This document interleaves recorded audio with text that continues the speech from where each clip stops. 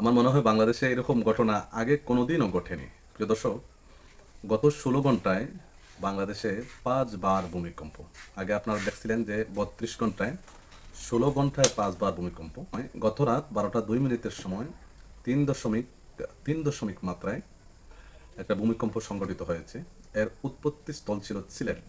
তারপর রাত ৩টা ২৯ মিনিটের সময় ৪ ডিগ্রি মাত্রায় এটির উৎপত্তি স্থল ছিল কক্সবাজার।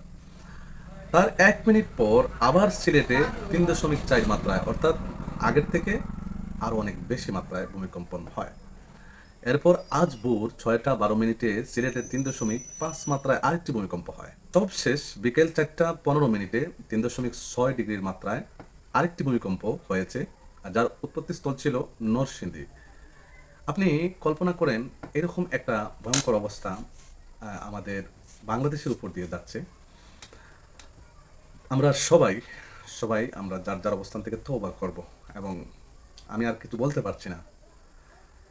শুধু এটাই বলছি, আল্লাহ আমাদের সবাইকে হেফাজত করুন, সতর্ক থাকবেন, তাওবা ইস্তেগফার করেন, ভিডিওটা শেয়ার করিয়ে দিয়ে সবাইকে একটু জানিয়ে দেন। কিছু বলার নাই আমার।